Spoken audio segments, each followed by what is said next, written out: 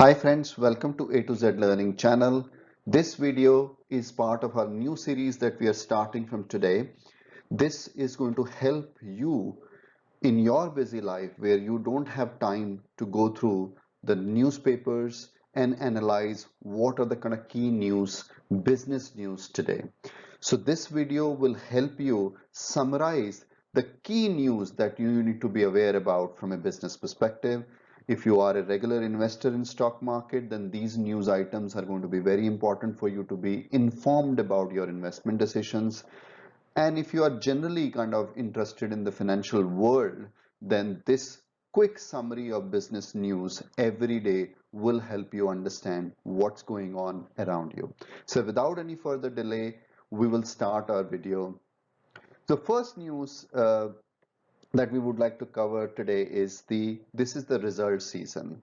The quarter two of the financial year 21-22 has ended, and all the companies pretty much every day are coming up with their quarterly results. So yesterday also it was a packed day of the big result announcement. So we would like to cover three or four of those companies for which announced their results yesterday. First of all, the big boy Reliance Industries, their results came yesterday. The good news is that they have beaten all industry estimates, all market estimates.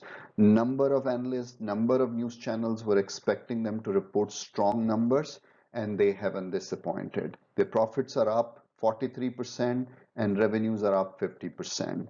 They have beaten all the market estimates that were floating around in the market. I guess there's only one news that you need to be aware of. Jio, which is their telecom and digital business. This is the first time Jio has experienced a decline in their subscriber base. They've lost about 11 million users. Management commentary around that a loss of 11 million user is that it's a pandemic result, and the low end of the user base that they had in their subscriber group, they have lost those guys. So it has got very little impact on the revenue is what the management is claiming. But this is the first decline. So this is the only one piece of negative news around the Reliance quarterly results which you should be aware of. The second company that came up with the result is HDFC Life. HDFC Life reported suboptimal numbers, but it is not surprising for any life insurance company. The Q2 was impacted by the number of claims that came as a result of pandemic in India. The April, May, June were really disastrous from a coronavirus perspective, and most of those claims were settled in the second quarter of the financial year, which is what these results represent. So their profits have fallen by 16%, though the net premium, the new business that they are bringing in, is up 14%. Management thinks that it is pretty much in line with what they were expecting. They had provided for all these claims, so there is no surprises there. But the key thing that they haven't really accounted for is that if there were going to be a third wave, and if that is as disastrous as second wave was, then they will be exposed as a business. So they haven't accounted for the implications, the risk of the third wave in their books. Third result that we would like to cover today is Yes Bank. Yes Bank clearly showing some sign of improvement. So those who are invested in Yes Bank or thinking of investing, I think every quarter it's getting better, but it's still a long journey for any investor in Yes Bank. So if you're thinking Yes Bank to become a multi-bagger stock for you, those days you need to kind of still wait for it. In terms of summary, the profits were up 74%, but widely analysts were predicting loss for Yes Bank, but their profits have gone up by 74%. Big thumbs up to Yes Bank and their management team. Though their net interest income has contracted year on year, but the good part is the quarter on quarter story is very, very solid, and it's an improving story. Same is the story on the NPAs. Their gross NPAs have declined, but net NPA has gone up when you look at year on year. But when you look at quarter on quarter, net NP are also declining. So overall, big thumbs up to Yes Bank. The important thing is that analyst market was expecting a lot worse than the results that Yes Bank have published. So overall, a big thumbs up to Yes Bank too. Federal Bank is the other bank which reported very strong performance. Their profits were up 50%. Net interest income is up 7%. So overall, very strong performance. Other news that's floating around Federal Bank is that the big bull Mr. Rakesh Jhunjhunwala, he has upped his stake in the Federal Bank. So those who follow his investment methodology, then it's probably worth highlighting that Federal Bank has got a big endorsement from Mr. Rakesh Jhunjhunwala because he has upped his stake in this particular bank. So that was the summary in terms of quarterly results. Let's move on to the other item that's worth highlighting for you, which is probably buried in some of the newspapers today, is around the bond yield. Bond yield is gradually creeping up, and that's a big threat to the equity market. If you look at the historical data, there is a inverse relationship between bond yield and the stock market performance. What does it mean? Basically, if bond yield goes up, generally speaking, equity markets go down. When bond yield goes down, generally speaking, equity markets go up. So that's the inverse relationship that they have. Uh, the numbers to highlight is US bond yield, which is the kind of barometer which is widely tracked benchmark from a bond yield perspective by the markets all around the world, including India.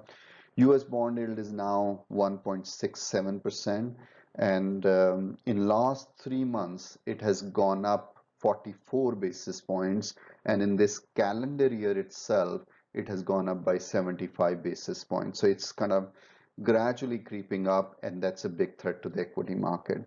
When we look at the India 10-year bond yield, story is similar.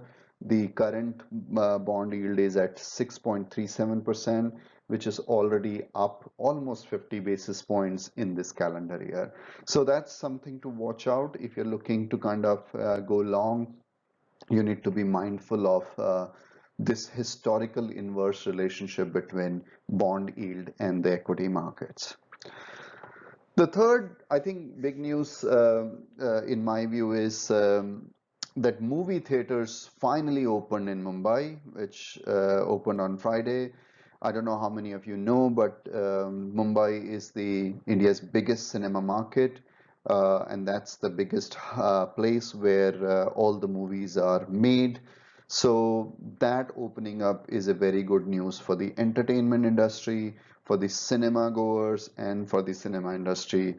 They have been hugely impacted by the lockdown and post-pandemic restrictions, but hopefully happy days are ahead for them. What stock could benefit from it? I will pick out PVR, which have used this lockdown period to really up their cinema infrastructure, and they are focused on that whole experience that cinema goers have. And I'm hoping that soon the people will go back to the theater, new movies will be released, and companies like PVR could benefit. The fourth section is around IPO. IPO 2021 as a calendar year has been a very busy calendar year from IPO perspective, but the story hasn't ended yet.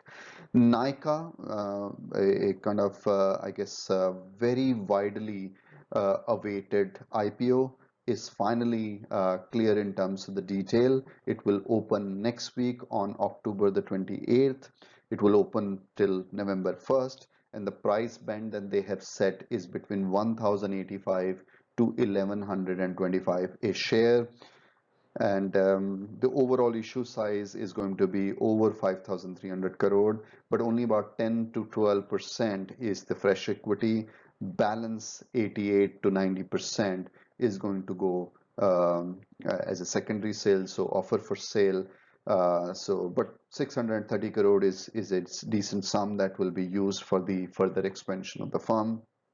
Uh, it's a on the back of, I think, Zomato, Nykaa has been most talked IPO, and a lot of investors are keenly awaiting this IPO. So that's going to be opening next week. So watch out for more detail on that as we get to know. The other one to kind of highlight is the Paytm, which is another most awaited IPO. They've got the SEBI approval, so that's good news. So they are all set up to kind of maybe come in few weeks' time, open in the market. They're likely to kind of raise maybe up to 2,000 crore. So some of those details will are still awaited. So we'll find out and report back.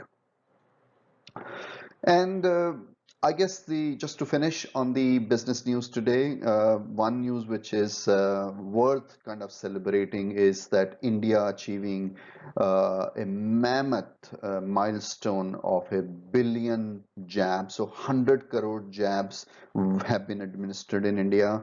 It's a job very well done. Many of us never thought that we will get to this level of vaccination so quickly, but big thanks to the government, administrative machinery, and each one of you who participated in this vaccination drive. So well done to all of you for making India proud, making India again open for business. So well done to all. So thank you so much. So this was the business news today. A quick rapid round. I hope this has been helpful. We would look forward to your comments. If you think we are doing a good job by this sort of video, then please press the like button and let your friends and family members know about it. And last but not least, if you've not subscribed to our channel A to Z Learning yet, there's no reason for you to be waiting. Please join, please subscribe our channel and become part of our viewers family. Thank you so much for watching. Good luck.